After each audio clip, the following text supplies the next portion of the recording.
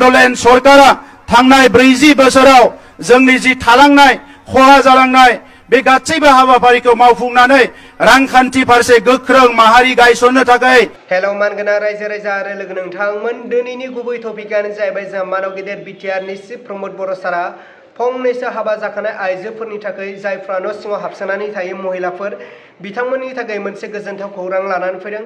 फारसेथिं जों लाइमोन सेंग्रा सिख्लाफोरनि बाथ्रा बुंदों जोंहा मानव गेदेर बिटिआरनि चिफ प्रमद बर' सारा। लोगोसे 79 जौखोन्दो बे बड'लेण्डआव जौगानाय फैबाय, रांखान्थिनि बेलायावनो होन बायदिसिनानि बेलायावनो होन दिनै जौगाखांनायाव फैबाय जोंनि बड'लेण्डआव बा बिटिसिआव होननानै मानव गेदेर प्रमद बर' सारा रोखा जोंनो बाथ्राखौ बुंदों।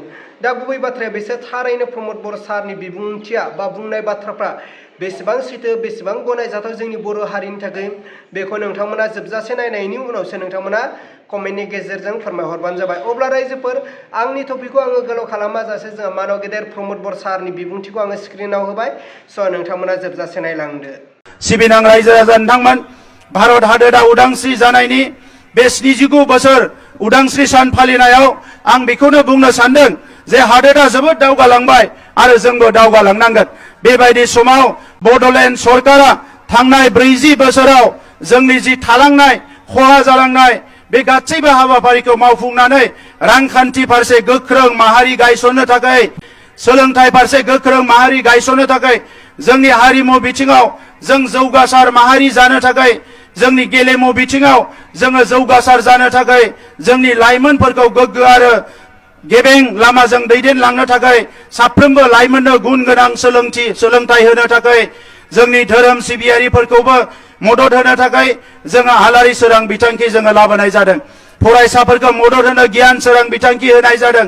लाइमोनफोरनि थांना थानायनि राहा लामाखौ बरननो थाखाय जोङो लाइभलिहुड मिशन लाबोदों आरो जोंनि गेजेराव माखासे IAS IPS डक्टर इन्जिनियार बरननो थाखाय जोङो सुपार 50 लाबोदों।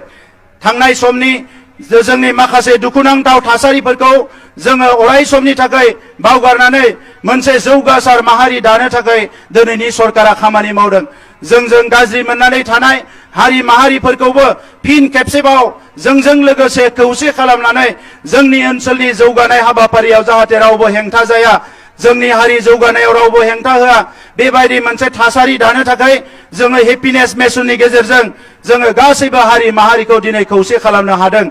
दा बेनिखायनो फैबाय थानाय समाव बड'फानि सिमां, बर' माहारिनि सिमां आरो जोंनि मुंख्लंफोरनि जि समायखिरा लानाय बे गासैखौबो मोगथाङाव महर होनो थाखाय जोङो दिनै बिथांमोननि थै आरो जिउनि बेसेनखौ होनो थाखाय जोङो खामानि मावलांगासिनो दङ। नैबे समाव आङो जोंनि लाइमोनफोरखौ खावलायगोन, नैबे समाव जोङो गेलेनायाव गोसो होनांगोन। गेलेनायनि गेजेरजोंनो जोङो मुलुगाव बयजोंबो सिनायजानाय हारि जानो हागोन। आं लाइमोनफोरखौ खावलायनो सानदों, लेखा सोलोंनायाव फरायनायाव गोसो होनांगोन। फरायनायनि गेजेरजोंनो सुबुं सम्पद जानो हायोब्ला जोङो मुलुगाव बयजोंबो सिनायजानाय, बयजोंबो मानिजानाय हारि जानो हागोन। जोंनि आबाद मावनाय, आबादथिलियाव जाय बिथांमोना दिनै बायदिसिना प्रडाक्शनाव मुखुब जानानै दङ, आं बिथांमोनखौ सेल्युट खालामो जे जोंनि आबादारिफोरा जोबोद जौगासार थाखोनि आबाद मावगासिनो दङ। फैबाय थानाय समाव रांखान्थिखौ जौगाहोनो थाखाय गासैबो रोखोमनि आबादखौ मावनो थाखाय आं नोंथांमोनखौ खावलायदों आरो सरकारा बेवहाय मदद होगोन। जिखिनि इरिगेसन सिस्टेम नांगौ, माखासे गोदान इरिगेसन बान्दफोरखौ बानायनाय जाबाय, इरिगेसन स्किमफोरखौ बानायनाय जाबाय। जिखिनिया थालांबाय फैबाय थानाय समाव बेखौ जोङो 100% मावफुंनो थाखाय थांगासिनो दङ। हा हुनि जेंनाखौ जेसेबां हायो फोजोबबाय। आं मिजिंथियो जे 70 जौखोन्दोसो जोंनि हानि जेंनाया जोब्बाय, आद्रा थानाय हानि जेंनाखौबो जोङो फोजोबनो थांगासिनो दङ। স্বাধীনতাৰ পিছত বড়োলেণ্ডত বহুত জনগোষ্ঠীয়ে ভূমিৰ অধিকাৰ পোৱা নাই বুলি কৈ আছিল, কিন্তু বড়োলেণ্ড চৰকাৰে বৈষম্যতি 1.0 আৰু বৈষম্যতি 2.0 দ্বাৰা সকলো জাতি জনগোষ্ঠীৰ ভূমিৰ সমস্যা আদি সমাধান কৰিবলৈ সক্ষম হৈছো।